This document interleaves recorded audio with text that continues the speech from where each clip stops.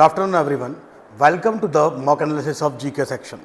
आज हम बात करने वाले हैं मॉक VMTC 2659 जो कि हमारा VOM 12 है।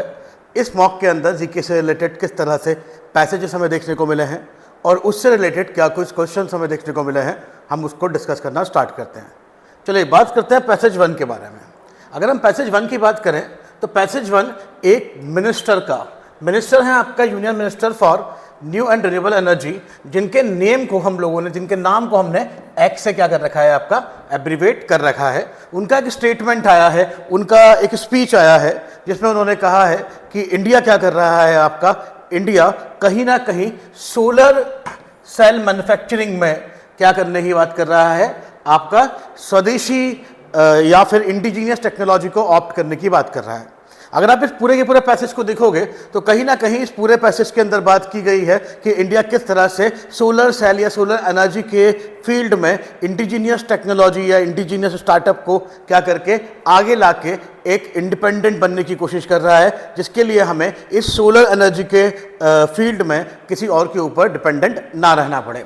ठीक है, तो ये यहाँ पर बात हो रही है, साथ साथ में बात की गई है कि इस पूरे के पूरे स्टेटमेंट के अंदर, इस पूरे के पूरे स्पीच के अंदर जो आपका हमारे मिनिस्टर साहब है उन्होंने क्या क्या बातें की है। जैसे उन्होंने बोला है कि हम लोग क्या करेंगे, आपका इस सेक्टर को बूस्ट करने के लिए उन्होंने बोला कि हम लोग क्या करेंगे, इन्वेस्टमेंट करेंगे 50,000 करोड़ रुपएस का, जिससे कि क्या होगा, आपका सोलर इक्विपमेंट मैन्युफैक्चरिंग जो सेक्टर है उसको क्या मिलेगा, आपका बूम मिलेगा। चलिए बात करते हैं इससे रिलेटेड पहले क्वेश्चन की। फर्स्ट क्वेश्चन क्या है, what has been deducted as X in the passage. तो देखिए पहले मैंने आपको बताया था कि ये पैसेज ही डेडिकेटेड है एक स्पीच के बारे में, एक स्टेटमेंट के बारे में, जो कि किसने दिया है, आपका न्यू एंड रिन्यूएबल एनर्जी के जो मिनिस्टर हैं, ठीक है, उन्होंने दिया है। और उन्हीं मिनिस्टर का नाम जो है वो हमने एक्स से एब्रीवेट किया है। तो भाई ऑप्शन क्या है कि भाई मिनिस्टर साहब का नाम क्या है, who is holding the post of the new and renewable energy. ठीक है, तो आंसर है आपका प्रहलाद जोशी।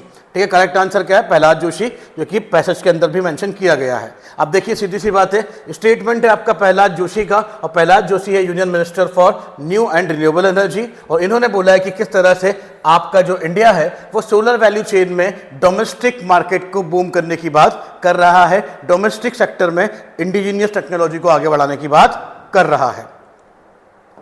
अगला है भाई question number 26, which scheme promote the installment of solar pump to replace diesel use aim at ensuring energy security for farmer। तो basically एक बेंचमार्क स्कीम है, वो स्कीम के थ्रू हम लोग क्या कर रहे हैं, आपका सोलर अनेबल्ड पंप जो है, आपका वाटर पंप जो है उसे इंट्रोड्यूस करने की बात कर रहे हैं। तो बताइए इनमें से वो कौन सा स्कीम है जिसके थ्रू हम लोग डीजल पंप को रिप्लेस करने वाले हैं, किससे, आपका सोलर पंप से। ऑप्शन से, ठीक है, PM सूर्य घर योजना, PM कुसुम योजना, उज्ज्वला योजना और grid connect rooftop solar programme. तो करेक्ट आंसर इसका क्या है, option B, PM Kusum scheme जो है वो कहीं ना कहीं किस बारे में बात करती है, वो बात करती है PM कुसुम का फुल फॉर्म ध्यान रखिएगा। फुल फॉर्म है प्राइम मिनिस्टर किसान ऊर्जा संरक्षण एवं उत्थान महाअभियान। ठीक है, ये जो स्कीम है इसके थ्रू हम लोग क्या कर रहे हैं, सब्सिडाइज रेट के पे फार्मर्स को क्या कर रहे हैं, आपका फाइनेंशियल असिस्टेंट भी प्रोवाइड कर रहे हैं, और सब्सिडाइज रेट पे हम उन लोगों को क्या कर रहे हैं, आपका सोलर अनेबल्ड पंप भी प्रोवाइड करने का काम कर रहे हैं। नेक्स्ट है question number 27, what is India's 2030 target for non fossil fuel based energy capacity. तो इंडिया का 2030 तक non fossil fuel based energy capacity का टारगेट कितना है। तो ऑप्शन है 300, 400, 450 and 500 gigawatt. The correct answer is 500 gigawatt. ठीक है, तो 500 गीगावाट का हम लोगों ने क्या किया है, आपका टारगेट रखा है कि हम लोग क्या करेंगे 2030 आते आते, ठीक है, हम लोग क्या करने वाले हैं, आपका जो टोटल इंस्टॉल कैपेसिटी है on the non fossil fuel based energy का, वो हम कितना अचीव करने की बात कर रहे हैं, 500 गीगावाट तक अचीव करने की बात कर रहे हैं। और आप सबको पता होगा कि 2030 का टारगेट हम लोगों ने डिसाइड किया है, और 2070 तक हम चाहते हैं कि हम लोग क्या बन जाएं, आपका जीरो इमिशन कंट्री की कैटेगरी में आ जाएं। नेक्स्ट है आपका consider the following statement about the PM सूर्य घर योजना। ठीक है, सूर्य घर योजना, पहला, prime minister Surya Ghar Muft Bijli Yojana launch in February 2024 by the ministry of new and renewable energy. Second statement, prime minister Surya Ghar Muft Bijli Yojana will be implemented by the National Program Implementation Agency at the national level. देखते हैं इनमें से कौन सा स्टेटमेंट सही है। तो answer देखते हैं, तो आंसर है दोनों ही की दोनों ही स्टेटमेंट करेक्ट है। अब हम देखते हैं कि दोनों स्टेटमेंट करेक्ट है, तो एक्सप्लेनेशन क्या बोल रहा है। एक्सप्लेनेशन बोल रहा है कि ये जो स्कीम है आपका प्राइम मिनिस्टर सूर्य घर मुफ्त बिजली योजना, इसे हमने फरवरी 2024 में ही लॉन्च किया था, और लॉन्च करने वाली मिनिस्ट्री कौन सी है आपका न्यू एंड रिन्यूएबल एनर्जी है, ठीक है। जिसके अंदर हम लोग क्या चाहते हैं, हमने एम किया है कि हम फ्री इलेक्ट्रिसिटी प्रोवाइड करें 1 करोड़ हाउस होल्ड्स को, ठीक है, by installing the rooftop solar panels. हम लोग घर की छत पे क्या करने वाले हैं, सोलर पैनल्स को ले करने वाले हैं, जिससे कि मुफ्त की फ्री की क्या करें बिजली उन लोगों को 1 करोड़ हाउस होल्ड्स को प्रोवाइड की जाएगी, ठीक है। अगला सेकंड स्टेटमेंट भी करेक्ट है, क्योंकि ये जो पीएम सूर्य घर मुफ्त बिजली योजना है, इसकी इंप्लीमेंटिंग एजेंसी कौन सी है, national programme for implementation agency जो है आपका, इसी के थ्रू हम लोग क्या कर रहे हैं, इसे इंप्लीमेंट करने का काम कर रहे हैं, इसलिए second statement is also correct. Next है आपका 29 question. Indian renewable energy development agency limited was established in which year, ठीक है। तो एक ऑर्गेनाइजेशन है जिसका नाम है, ठीक है, एक एजेंसी जिसका नाम है आपका क्या, IREDA। इसे हमने कब स्टैब्लिश किया था, तो it is established in the year 1987। इस ऑर्गेनाइजेशन को हमने 1987 में स्टैब्लिश किया था। अगर हम लोग देखें तो ये जो आपका ऑर्गेनाइजेशन है जिसे हम IREDA के नाम से जानते हैं, इसे 11 मार्च 1987 को हम लोगों ने क्या किया, स्टैब्लिश किया है। ये एक पब्लिक सेक्टर गवर्नमेंट कंपनी है, मतलब PSU है, जो कि कंपनी एक्ट 1956 के थ्रू क्या करती है, आपका स्टैब्लिश की गई है, ठीक है।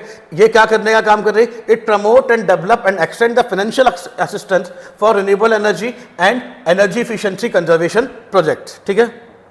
नेक्स्ट है आपका question number 30। Which state currently leads in installation solar energy capacity in India. तो वो कौन सा स्टेट है इंडिया के अंदर जिसका इंस्टॉलेशन कैपेसिटी जो है सोलर एनर्जी का वो सबसे ज़्यादा है। तो करेक्ट आंसर है option B, that is Rajasthan. Rajasthan was one of the primary state, और डेटा हमें कहाँ से मिल रहा है, मार्च 2025 का, फरवरी और मार्च 2025 का डेटा है, जिसके अकॉर्डिंग राजस्थान जो है इंडिया में इंस्टॉल्ड सोलर कैपेसिटी में क्या कर रहा है, आपका टॉप पे है, boosting over the 33 gigawatt capacity उसके पास है, ठीक है। और दूसरी बात आपको क्यों पता है कि सोलर एनर्जी के लिए हमें अवेलेबिलिटी ऑफ सनलाइट ज़्यादा इंश्योर करनी पड़ती है, तो वो एरिया की ज्योग्राफी भी ऐसी है कि वहाँ पर हमें मैक्सिमम टाइम क्या मिलता है, मैक्सिमम सीजन्स के अंदर, मंथ्स के अंदर हमें सोलर एनर्जी अवेलेबल होती है। अगला है आपका पैसेज 2।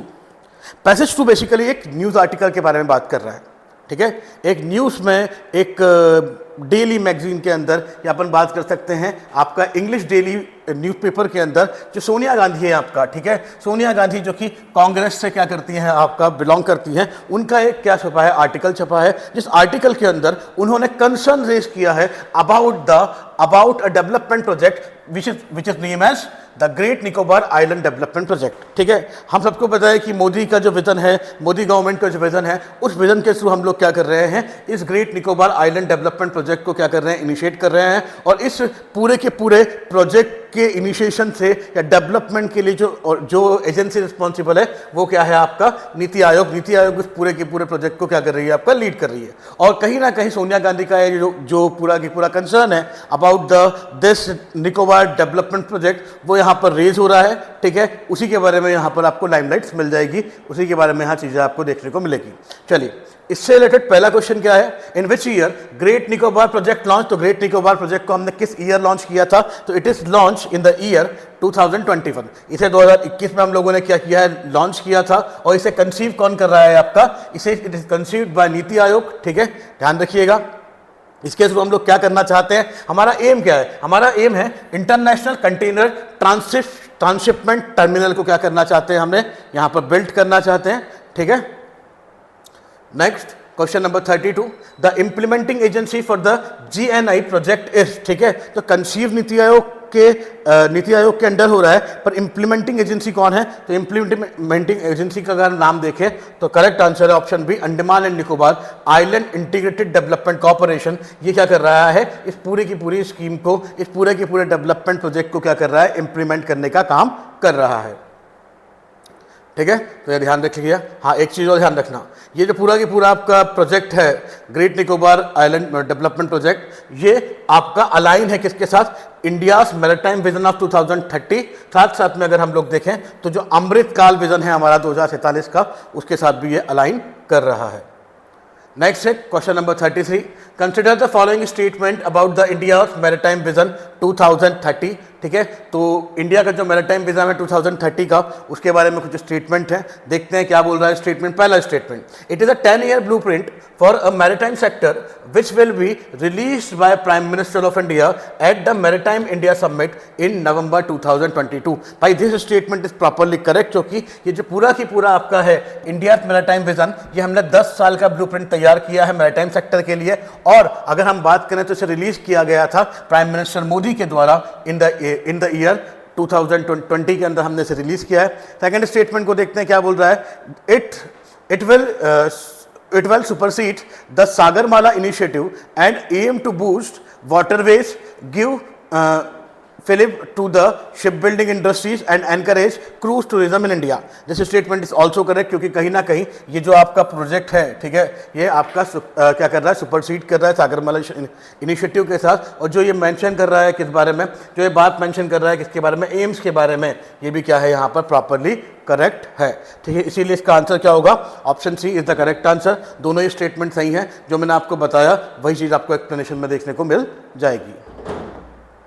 अगला है question number 34, which of the following statement about the Sagarmala project is correct. तो सागरमाला प्रोजेक्ट के बारे में कुछ स्टेटमेंट है, तो बात होती है कि इनमें से कौन सा स्टेटमेंट करेक्ट है। पहला statement, it is a flagship initiative of government of India to promote the port led development. ठीक है, ये स्टेटमेंट देखते हैं। दूसरा statement, it aim to harness India's coast line and 14,500 kilometre of navigable waterways. तीसरा, it is implemented by ministry of Jal Shakti. अब तीनों statement में से हम लोग देखें तो पहला स्टेटमेंट और दूसरा स्टेटमेंट करेक्ट है, जबकि तीसरा स्टेटमेंट क्या है आपका, गलत है। देखो, पहला स्टेटमेंट इसलिए सही है क्योंकि ये जो इनिशिएटिव है इसे गवर्नमेंट ऑफ इंडिया ने ही क्या किया है, आपका इनिशिएट किया है। इस स्टेटमेंट का नाम है सागरमाला प्रोजेक्ट, और ये क्या कर रहा है, पोर्ट लेड डेवलपमेंट के बारे में ही बात कर रहा है। That is why this statement is correct. Second statement की बात करें, इसका एम क्या है कि भाई हमारी जितनी भी कोस्ट लाइन है, ठीक है, उनको हार्नेस करना और वहां पर नेविगेबल वाटरवेज को डेवलप करना। ठीक है, पर तीसरा स्टेटमेंट गलत क्यों है, देखिए इसी से हम बताते हैं, क्योंकि मिनिस्ट्री ऑफ जल शक्ति जो है वो क्या नहीं है, इंप्लीमेंटिंग एजेंसी नहीं है इस सागरमाला प्रोजेक्ट के लिए, इसीलिए थर्ड स्टेटमेंट इनकरेक्ट है। तो आंसर क्या होगा, फर्स्ट एंड सेकंड ओनली, मतलब option A is the correct answer. अब देखिए, तीसरा स्टेटमेंट इसलिए इनकरेक्ट है क्योंकि सागरमाला प्रोजेक्ट की जो फ्लैगशिप प्रोग्राम जो है, इसको इंप्लीमेंट किसने किया है, ministry of port shipping and waterways ने, ना कि मिनिस्ट्री ऑफ जल शक्ति ने इसे इंप्लीमेंट किया है। Next question number 35, the indigenous tribe primarily inhabiting the great Nicobar island are. तो ग्रेट निकोबार आइलैंड में कौन सी इंडिजीनियस ट्राइब क्या करती है, रिसाइड करती है, बिलोंग करती है, ऑप्शन है आपके पास। तो करेक्ट आंसर क्या होगा, करेक्ट आंसर है आपका ऑप्शन बी। ठीक है, Shompen and Nicobarese, these tribe properly believe from the great Nicobar island. Explanation देखते हैं, तो एक्सप्लेनेशन में करेक्ट बता देगा आपको कि जो आपका शोम्पेन और निकोबारीज है, they are primary indigenous group, they belongs from, they are the major habitat in the great Nicobar island. जबकि दो ट्राइब है, कौन सी है आपका, जारवा एंड ओंग। तो ये जो है आपका, ये भी इंडिजिनस ट्राइब है, पर ये अंडमान आइलैंड से बिलोंग करती है, ना कि निकोबार आइलैंड से। फिर अगर हम बात करते हैं आपका किनका, सेंटिनलीज एंड ओंग की बारे में बात करें, तो ये भी आपका कहाँ से बिलोंग करती है, आपका सेंटिनलीज आइलैंड, अंडमान और लिटिल अंडमान आइलैंड से बिलोंग करती है। जबकि भील और गौंड की बात करें तो ये मेजर कम्युनिटी है जो नॉर्थ इंडिया के अंदर हमें देखने को मिलती है। ठीक है, तो इसीलिए आंसर क्या होगा, option B is the correct answer. Next question number 36, the Andaman and Nicobar island are separated by which channel. तो अंडमान और निकोबार आइलैंड को कौन सा चैनल क्या करता है, सेपरेट करता है। तो चैनल का नाम है 10 डिग्री चैनल। तो 10 डिग्री चैनल क्या करता है आपका, इसे सेपरेट करता है, इसलिए ऑप्शन बी क्या होगा, आपका करेक्ट आंसर होगा। ठीक है, चले तो अगला है हमारा पैसेज 3। पैसेज 3 की बात करें तो आपको सबको पता होगा कि रिसेंट में नोबेल प्राइज़ जो हैं वो क्या किए गए हैं, आपका कॉन्फर किए गए हैं। नोबेल प्राइज़ का अनाउंसमेंट हुआ है कि किन किन लोगों को क्या किया गया है, नोबेल प्राइज़ मिला है। अगर हम लोग देखें तो इस नोबेल प्राइज़, ये पूरा की पूरा पैसेज भी आपका बात कर रहा है कि जो नोबेल प्राइज़ है फिजिक्स का वो यहाँ पे क्या किया गया, आपका दिया गया। और इस नोबेल प्राइज़ जो कि फिजिक्स के फील्ड में दिया गया 2025 में, इसे 3 लोगों ने क्या किया है, मिलकर शेयर किया है। कौन कौन है? जॉन क्लार्क, ठीक है, माइकल एच डिवोरेट, और तीसरे हैं आपके जॉन एम मेरिटनिस, ठीक है। इन तीनों को क्या किया गया है, ये फिजिक्स की फील्ड में ये नोबेल प्राइज़ दिया गया है। और ये पूरा की पूरा नोबेल प्राइज़ किस लिए दिया गया? क्योंकि इनका जो कंट्रीब्यूशन है या एक्सपेरिमेंट है, उस एक्सपेरिमेंट के अंदर इन्होंने क्या किया है, quantum effect in the microscopic system, conferring our faith that the quantum theory works at all scale and small and large, ठीक है। इस बारे में इनका रिसर्च था, जिसके लिए इनको क्या दिया गया है, आपका 2025 का फिजिक्स का नोबेल प्राइज दिया गया है। इन 3 लोगों ने मिलकर इस नोबेल प्राइज को क्या किया है, शेयर किया है। अब हम लोग देखते हैं इस पैसेज से रिलेटेड पहला क्वेश्चन क्या है। The Nobel prize was first awarded in which year? तो सबसे पहले नोबेल प्राइज को किस साल अवार्ड किया गया था, ठीक है। तो it is first time it is awarded इन 1901, 1901 में इसे अवार्ड किया गया था, ठीक है। तो पहला नोबेल प्राइज हम लोगों ने कब देखा है, आपका 1901 में देखा है। अगर हम बात करें तो जो प्राइज है were given for a first time, ठीक है, पहली बार इस the prize were given out of the first time 5 year after the death of Alfred Nobel. Alfred Nobel साहब की याद में ही नोबेल प्राइज दिया जाता है। तो अल्फ्रेड नोबेल साहब की डेथ के 5 साल बाद 1901 में हम लोगों ने क्या किया है, आपका ये क्या बोलते हैं, नोबेल प्राइज दिया है। अगला, Nobel prize 2025 has been awarded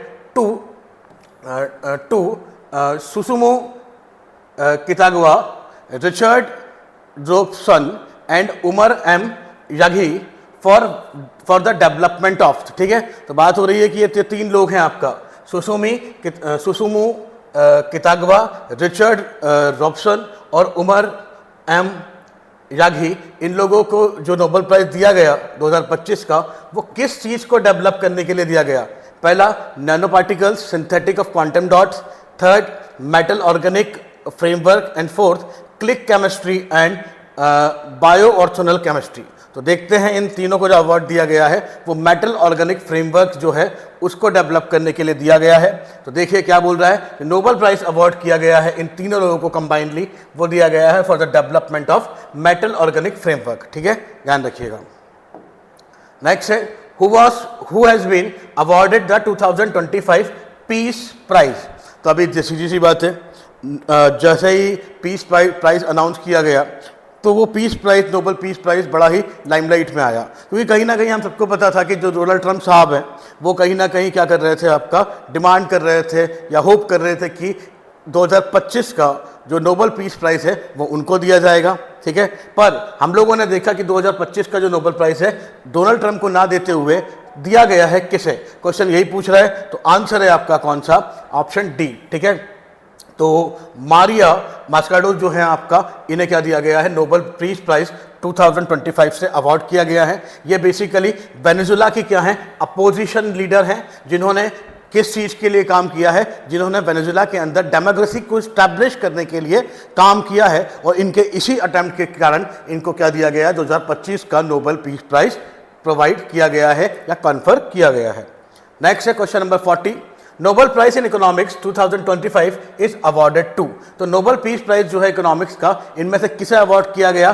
तो आंसर है आपका ऑल ऑफ 3, ठीक है, जॉल फिलिप्स एंड पीटर हॉविट। इन तीनों को क्या दिया गया है, मिलाकर क्या दिया गया है, आपका नोबेल प्राइज ऑफ इकोनॉमिक्स 2025 दिया गया है। देखते हैं एक्सप्लेनेशन क्या बोल रहा है। तो बेसिकली सीधी सी बात है कि इकोनॉमिक्स का जो आपका क्या बोलते हैं नोबेल पीस प्राइज है, ठीक है, वो 3 लोगों को क्या किया गया है, साथ में दिया गया है ना, उनके नाम जॉइंटली दिया गया है। वो 3 लोग कौन है आपका, ठीक है, एक है आपका जोएल मकियार, ठीक है, फिलिप एगिसन एंड पीटर हॉविट। इन 3 लोगों को क्या मिला है, इकोनॉमिक्स का ये नोबेल प्राइज प्रोवाइड किया गया है। नेक्स्ट है question number 41, how many Nobel prize can be shared, how many Nobel prize can be shared by maximum number of literates, ठीक है। तो मैक्सिमम कितने लोग एक नोबेल प्राइज को शेयर कर सकते हैं? ऑप्शन है 2, 3, 4 और अनलिमिटेड। तो करेक्ट आंसर है सिर्फ 3, ठीक है। इसीलिए आप देखो कि जब जॉइंटली भी दिया जाता है तो यहाँ पर मैक्सिमम 3 लोगों के नाम ही आ रहे हैं, ठीक है। तो जो 3 लोग हैं उन लेटरेट्स हैं उनको ही क्या दिया जाता है, कंबाइन करके मैक्सिमम 3 लेटरेट्स को ही ये नोबेल प्राइज दिया जाता है अगर वो शेयर करते हैं तो। Next question number 42, consider the following statement. पहला statement, Nobel peace prize is awarded in Norway. Second, C.V. Raman received the Nobel Prize in Physics for the discovery of Raman effect. Correct. Third, the state Mother Teresa received the Nobel Peace Prize in 1979 for her humanitarian work in India. अगर आप लोग तीनों ही statement को देखोगे तो all 3 statement क्या है आपका करेक्ट है। क्यों करेक्ट है? क्योंकि देखिए सीधी सी बात है, नोबेल पीस प्राइज जो है वो कहाँ से दिया जाता है, नॉर्वे से ही दिया जाता है। सीवी रमन साहब को जो दिया गया था फिजिक्स के अंदर नोबेल प्राइज, वो रमन इफेक्ट के लिए दिया गया था, और मदर टेरेसा को जो नोबेल पीस प्राइज दिया गया था 1979 के अंदर, वो उनके ह्यूमैनिटेरियन वर्क जो था जो उन्होंने इंडिया में किया था उसके लिए उन्हें अवार्ड किया गया था। तो इसीलिए option A is the correct answer. Explanation में आपको यही मिलेगा कि भाई क्या कुछ चीज़ें यहाँ पर देखने को मिल रही हैं। चलिए तो नेक्स्ट है आपका पैसेज 4। पैसेज 4 की बात करें तो ये किस बारे में बात कर रहा है? पैसेज 4 बेसिकली बात करने वाला है आपका, बात कर रहा है फॉरेस्ट एडवाइजरी कमेटी की। फॉरेस्ट एडवाइजर जो यूनियन एनवायरमेंटल मिनिस्ट्री की फॉरेस्ट एडवाइजरी कमेटी है, उसने क्या किया है आपका, उसके ऊपर एक उसके पास रिक्वेस्ट आई थी। रिक्वेस्ट ये आई थी कि जो मिनरल एक्सट्रैक्शन के लिए ड्रिल करके जो बोरहोल किए जाते हैं उस बोरहोल का नंबर बढ़ना था, बढ़ाने की बात हो रही थी। तो यहाँ पर क्या हुआ है, ये जो रिक्वेस्ट आई थी to increase the number of boreholes, इस रिक्वेस्ट को फाइनली फॉरेस्ट एडवाइजरी कमेटी ने क्या किया है, एक्सेप्ट कर दिया है और बोला है कि अब आप लोग और ज़्यादा बोरहोल्स क्या कर सकते हो, ड्रिल कर सकते हो for the purpose of mineral exploration in the forest land. ठीक है, अब से अगर हम लोग देखें तो बताया जा रहा है कि 62 की जगह अब से 80 बोरहोल हमें देखने को मिलेंगे।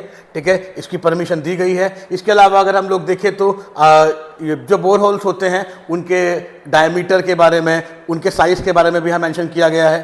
साथ साथ में यहाँ पर बताया गया है कि जो आपका फॉरेस्ट एडवाइजरी कमेटी है आपका, वो का डिसीजन जो आया है, ठीक है, उसने कहीं ना कहीं ministry of coal and ministry of mines को क्या दिया है, एक रिलैक्सेशन दिया है। इसके अलावा यहाँ पर Indian institute of forest management के बारे में भी थोड़ा सा बात किया जा रहा है। अगर हम लोग देखें मेजरली तो यहाँ पर उस परमिशन के बारे में बात की गई है जो कि प्रोवाइड की है किसने, आपका फॉरेस्ट एडवाइजरी कमेटी ने।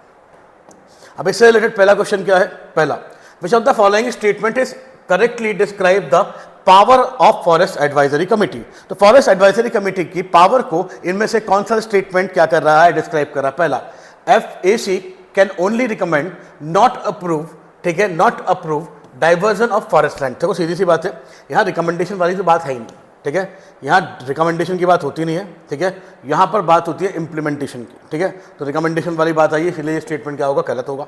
दूसरा, FAC can independently implement forest project without the government approval. ठीक है, ये स्टेटमेंट आपका क्या है, करेक्ट नहीं है, क्योंकि कहीं ना कहीं इसके अंदर गवर्नमेंट का अप्रूवल भी कहीं ना कहीं लगता है और इंडिपेंडेंटली ये काम बिल्कुल नहीं करता। तीसरा statement, FAC functions only as a advisory body of state government. भाई एडवाइजरी बॉडी तो है ही नहीं, इसलिए स्टेटमेंट थर्ड भी क्या है, करेक्ट होगा। और करेक्ट स्टेटमेंट है option D.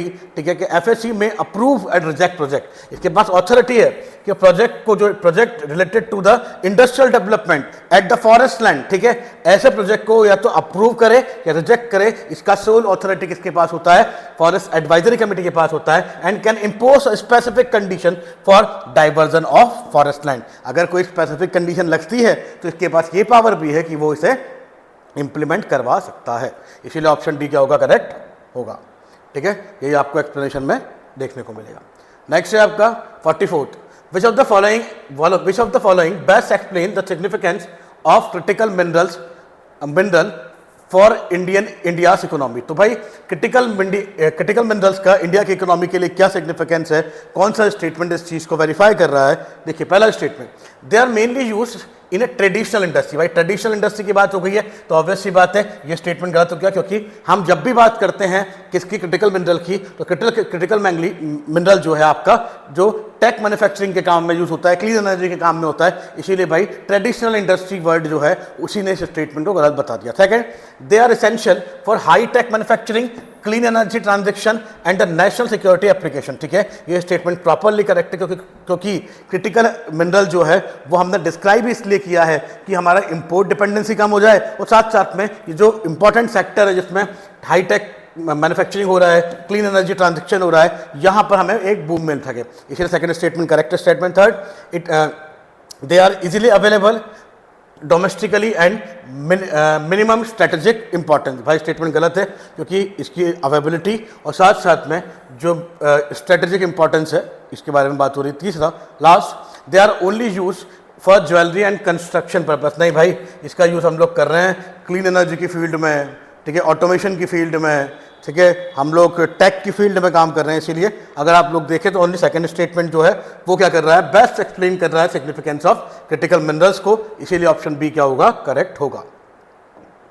Next question number 45, consider the following statement. पहला statement, the list of 30 critical mineral was published by ministry of mines government of India. This statement is properly correct क्योंकि जो 30 critical mineral जो हैं इनका जो list है ministry of mines ने क्या किया है, आपका पब्लिश किया है, ठीक है। अब कहीं ना कहीं ये लिस्ट को पब्लिश करने के पीछे ऑब्जेक्टिव क्या है, तो ऑब्जेक्टिव बोल रहा है the purpose for list is to reduce import dependency and strengthen the mineral security for strategic sector. Obviously बात है यार, हम अगर इनको इंडिजीनियसली प्रोक्योर कर लेंगे तो कहीं ना कहीं हमारा जो इंपोर्ट के ऊपर डिपेंडेंसी है इन सेक्टर्स पे वो खत्म हो जाएगा। दूसरा, कहीं ना कहीं जो स्ट्रेटेजिक सेक्टर्स हैं जो फ्यूचरिस्टिक वे में क्या हो सकते हैं, इंडिया के लिए बेनिफिशियल हो सकते हैं, उन सेक्टर्स में हम लोग सिक्योरिटी अचीव करना चाहते हैं, तो ये स्टेटमेंट भी आपका करेक्ट है, इसीलिए आंसर होगा option C is the correct answer, ठीक है। अगला है 46, When was geological survey of India established. तो geological survey of India department को हमने स्टैब्लिश किया था 1851 में, और इसे स्टैब्लिश किया हम लोगों ने किया था तो इसका प्राइमरी ऑब्जेक्टिव क्या था, for exploring and studying the coal reserve in India. इस ऑब्जेक्टिव के साथ हम लोगों ने 1851 के अंदर क्या किया था, जियोलॉजिकल सर्वे ऑफ इंडिया को स्टैब्लिश किया था।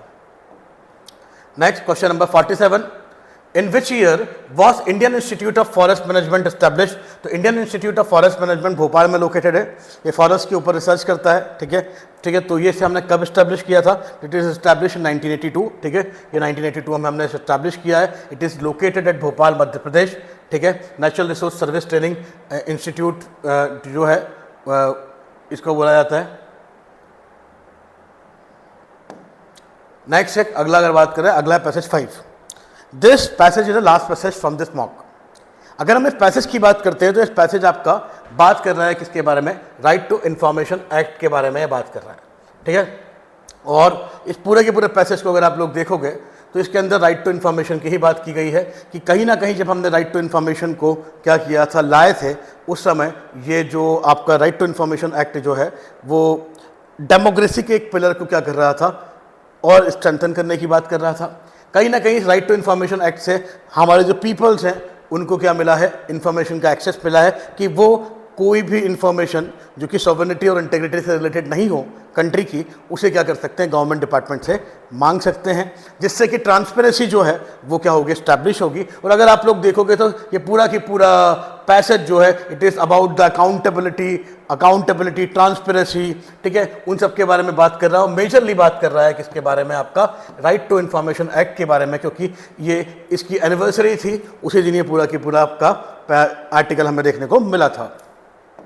इससे रिलेटेड पहला क्वेश्चन क्या है भाई, right to information act was enacted in which year, ठीक है।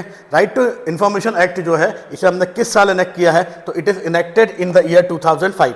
इसीलिए हमने 2025 के अंदर 20th एनिवर्सरी क्या किया है, सेलिब्रेट की है राइट टू इन्फॉर्मेशन एक्ट की, इसीलिए करेक्ट आंसर क्या होगा, option B is the correct answer. चलिए अगला है question number 49, under the RTI act citizen are not entitled to information that, ठीक है। आरटीआई एक्ट के अंदर किस इंफॉर्मेशन को ग्रैब करने के लिए सिटीजन को एंटाइटल नहीं किया गया है। पहला, कंसर्न पब्लिक अफेयर स्कीम्स, भाई इसका आप डिटेल मांग सकते हो, ठीक है, कोई दिक्कत नहीं है। दूसरा, पब्लिश ए गवर्नमेंट गैजेट, भाई गवर्नमेंट गैजेट के अंदर ऑलरेडी पब्लिश किया गया है तो वो आप पब्लिक डोमेन में ही है तो उसे भी आप इजीली मांग सकते हो। इन्वॉल्व द पब्लिक एक्सपेंडिचर, इसे भी आप इजीली मांग सकते हो। पर related to the national sovereignty and security, अगर कोई भी इंफॉर्मेशन रिलेटेड है कंट्री की सॉवरेनिटी और सिक्योरिटी से रिलेटेड तो उसमें आपको एंटाइटल नहीं किया जाता है वो इंफॉर्मेशन प्रोवाइड करने के लिए, ये मेंशन किया गया है राइट टू इन्फॉर्मेशन एक्ट 2005 के अंदर, ठीक है। ध्यान रखिएगा ऑप्शन क्या होगा, option D is the correct answer. ठीक है, तो despite of anything RTI act 2005 के अंदर सिटीजन जो है उसे कौन सी इंफॉर्मेशन ग्रैब करने का अधिकार नहीं जो sovereignty, integrity, security, strategic, scientific and economic interest से रिलेटेड हो, वो आप सिटीजन को क्या नहीं दी जाएगी, प्रोवाइड नहीं की जाएगी। Next question number 50, the right to information amendment act 2019 gave which body the power to decide term and salary of CIC and IC। ठीक है, तो चीफ इंफॉर्मेशन कमिश्नर और इंफॉर्मेशन कमिश्नर की जो सैलरी है, ठीक है, जो टर्म है उसे डिसाइड करने की पावर किसके पास है after the amendment of 2019 in right to information act. तो भाई अब इस अमेंडमेंट के बाद 2019 के सेंट्रल गवर्नमेंट के पास ये पावर है कि वो सैलरी एंड टर्म को डिसाइड करता है, चाहे वो चीफ इंफॉर्मेशन कमिश्नर हो या अदर इंफॉर्मेशन कमिश्नर्स हो। इसीलिए ऑप्शन ए क्या होगा, करेक्ट आंसर होगा। नेक्स्ट है आपका क्वेश्चन नंबर 51, क्या बोल रहा है, consider the following statement with the reference of the futures of right to information act in India. ठीक है, तो भाई बात हो रही है फीचर्स की, जो कि राइट टू इंफॉर्मेशन एक्ट जो इंडिया का है उसके बारे में। देखते हैं कौन सा स्टेटमेंट सही है कौन सा गलत है। पहला statement, the act prohibit the disclosure of information which comes under the official secret act 1923। भाई ये स्टेटमेंट गलत है। दूसरा, act has no provision for self disclosure of enclosure information by public authority. भाई ये स्टेटमेंट भी गलत है, क्योंकि देखो सुओ मोटो लेने की बात की गई है। अगर आप राइट टू इन्फॉर्मेशन को देखोगे तो वो खुद से भी क्या कर सकता है, किसी केस को इनिशिएट कर सकता है, इन्वेस्टिगेशन को स्टार्ट कर सकता है। इसीलिए जो सेल्फ डिस्क्लोजर वाला जो चीज़ है यहाँ पर बोला नो प्रोविजन, पर यहाँ प्रोविजन है, इसीलिए स्टेटमेंट भी इनकरेक्ट है। तीसरा, if the information sought under the RTI concern the life and liberty of a person it shall be provided within 48 hours. भाई ये स्टेटमेंट प्रॉपरली करेक्ट है, क्योंकि अगर RTI के अंदर लाइफ एंड पर्सनल लिबर्टी किसी इंसान के लाइफ एंड पर्सनल लिबर्टी से रिलेटेड अगर इन्फॉर्मेशन है RTI के थ्रू मांगी गई है तो उसे 48 आवर्स के अंदर प्रोवाइड करना जरूरी है। इसीलिए स्टेटमेंट थर्ड करेक्ट होगा। अगर हम लोग देखें तो पहला गलत है, दूसरा गलत है, तीसरा सही है, मतलब ओनली थर्ड इज करेक्ट, मतलब option D is a correct answer. Explanation देख लो। एक्सप्लेनेशन ये बोल रहा है कि section 8(2) of RTI act provide करता है disclosure of information exempted under the Official Secret Act 1923. If a large public interest is served, the term public interest is not defined in the RTI Act. इसीलिए second statement incorrect क्यों है, क्योंकि मैंने आपको बताया suo motu को बारे में बात की गई है section 4 of right to information act 2005 के बारे में। इसीलिए भाई जो सेल्फ डिस्क्लोज करने वाली बात है वो यहाँ पर आ जाती है। तीसरा स्टेटमेंट सही है, क्योंकि अगर किसी इंसान के, ठीक है, बात हो रही है किसी इंसान के लाइफ एंड पर्सनल लिबर्टी से रिलेटेड अगर इन्फॉर्मेशन के बारे में बात हो रही है तो वो 48 आवर्स में मैंडेट करने की बात भी राइट टू इन्फॉर्मेशन एक्ट के अंदर मेंशन की गई है। ठीक है, इसीलिए ऑप्शन डी क्या होगा, करेक्ट होगा। नेक्स्ट है आपका question number 52। This is the last question from this mock. Question है, the chief information commissioner and information commissioners are appointed on the recommendation of the committee consisting of. तो सीधी सी बात है, जब भी हम चीफ इलेक्शन कमिश्नर और इलेक्शन कमिश्नर को क्या करते हैं, अपॉइंट करते हैं, तो उसके लिए एक कमिटी होती है जिसके अंदर 3 मेंबर्स होते हैं। वो 3 मेंबर्स कौन कौन से होते हैं, prime minister of India, leader of opposition उसका एक पार्ट होता है, और तीसरा एक यूनियन कैबिनेट मिनिस्टर होता है जिसे प्राइम मिनिस्टर साहब क्या करते हैं, नॉमिनेट करते हैं। मतलब अगर हम लोग देखें तो चीफ इलेक्शन कमिश्नर और अदर इंफॉर्मेशन कमिश्नर को अपॉइंट करने के लिए ऑप्शन ए में जो चीज़ें मेंशन की गई हैं, prime minister, leader of opposition in Lok Sabha and union cabinet minister nominated by prime minister, ये क्या होगा, करेक्ट आंसर होगा। Statement A is the correct answer. ठीक है, चलिए तो ये रहा आपका पूरा मॉक। अगर आप इस पूरे मॉक को देखते हो तो इस मॉक को मैं मॉडरेट कैटेगरी में डालना चाहूँगा, क्योंकि अगर आप राइट टू इन्फॉर्मेशन को बोलो तो पूरा स्टैटिक बेस्ड है। ठीक है, हम लोग उसको बहुत बार पढ़ भी चुके हैं। अगर हम लोग देखें तो इस पूरे मॉक के अंदर ऐसे पैसेजेस हैं जिससे हम लोग कहीं ना कहीं अवेयर हैं। ठीक है, हम लोग इसको क्या कर चुके हैं, पढ़ चुके हैं। तो आई होप सो आपका ये मॉक अच्छा रहा होगा। हैव अ ग्रेट टाइम, मिलता है नेक्स्ट डिस्कशन के अंदर।